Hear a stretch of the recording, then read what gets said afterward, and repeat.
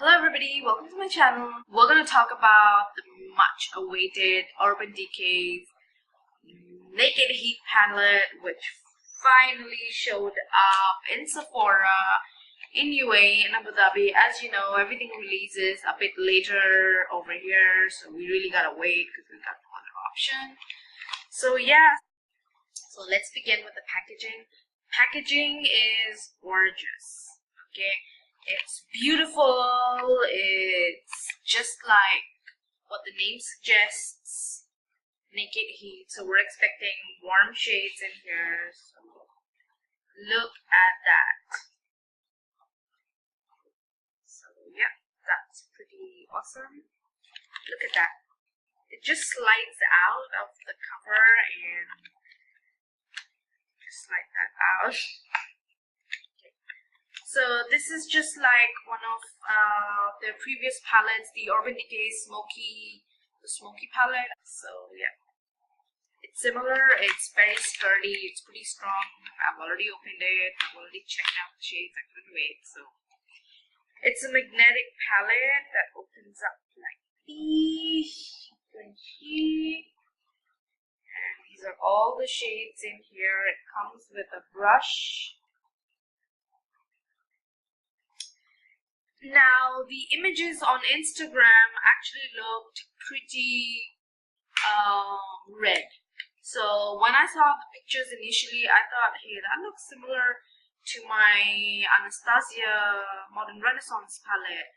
But however, if you do look at it in person, it's actually more brown than red. It has a lot of brown tones in here. So I'm going to do a comparison of all three similar palettes. I have the Huda Beauty and I have the Anastasia. So we're just going to compare all three of them to see if there are any similarities between the both or not. So let's get on with it.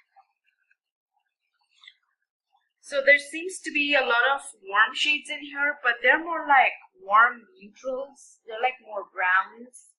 And I'm going to insert a picture of swatches at the end of the video so you can have a better look. But I'm just going to swatch a few of the shades. So let's just see how this swatches. Yeah, so it swatches pretty well.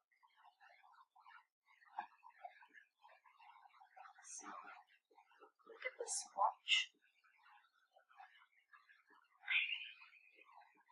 That's Scorched, and that's Lumiere, and this one's Low Glow. Okay, really pigmented. It's super creamy, and I'm sure this blends out really well. So this is an all-in-all really good palette. You get a lot of matte shades in here. There's about like 7 matte shades in here and five shimmery shades. However, I'm not sure if this one's shimmery. This one's more like a subtle glow than a shimmer, this one. So you do get a variety of nice shades, and the mirror in here is like really nice. Yeah, I have nothing bad to say, no complaints. This retails for about 249 dirhams over here. So Urban Decay did a great job coming out with this palette. Now let's look into other similar palettes to tell whether they're similar or not. Let's compare this with the Anastasia Modern Renaissance palette. Yeah, I keep mine in the cover because I don't like to get dirty. Okay. Can you see that? I mean, look at it up close. Okay. You have a lot of red tones in here. However, some of the shades might be similar. Like these shades might be similar to this, but it's not exactly the same. However, I mean, I'm gonna show you pretty closely so you guys can see. Yeah. So it might look similar when you look at it, but I tell you it's a lot different. This has a lot of red tones in here. Like you can clearly tell you've got pink and gold and a lot of red tones like oranges and stuff. But this is a little bit more on the neutral side. It's a little bit more muted. You don't have any red tones in here. This is, however, a little bit of, this is sort of like purpley, plummy brown kind of shade. Yeah, I'm gonna like try and swatch that. So that's sort of like a purpley brown. It actually looks like pretty brown when you apply it. So it might look pretty similar, it might look pretty red, but I tell you it's not pretty red, it's more on the brown neutral side. Another palette that this was compared to was the Huda Beauty rose gold palette, and you can tell this is completely different. It also has a lot of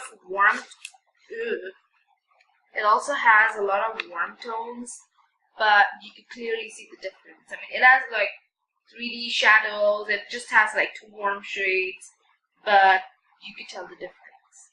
So I guess it's all about personal preference. I like all of them. I mean, this as well as the Anastasia palette, but if you do, however, this is a lot close to the Anastasia palette, so if you do want to decide between what palette to get, I mean, which is better, or there is no such thing as what is better because they're both pretty good in its own way. But this has more of red tones in it. If you like more of red tones, or if you want that red eyeshadow, go with the Anastasia. If you like the brown, which has a little bit of warm tones in here but not red tones, go with the Naked palette. The Naked Heat palette. Yeah. And if you like a mix of everything, then go for the Huda palette. So between the 3 palette, if you had to pick just one out of all 3, I mean, obviously I couldn't do that because I own all 3 of them. I personally, myself, would just pick the Huda out of all 3 because they are all in the neutral, warm family, all 3 of them. This is pretty versatile. It's got like your shimmer shadows, it's got browns, it's got reds, it's got pink, it's got gray, black, it's got everything. Okay. This, however, is for neutral lovers who love warm undertones like me. So this palette is basically for everybody. Okay, so if you've been thinking about buying this palette, definitely go get it because it's totally worth it. It's amazing. And if you have been thinking of purchasing any one of them, it's basically all about personal preference. There is no which one's better. Somebody might like the Heat palette over the Anastasia, or somebody might like the Huda one over the Modern Renaissance one. It's just personal preference. They're all pretty good. So I'm going to be doing a tutorial with this palette pretty soon, so keep an eye out for that one. I'm going to be uploading that pretty soon.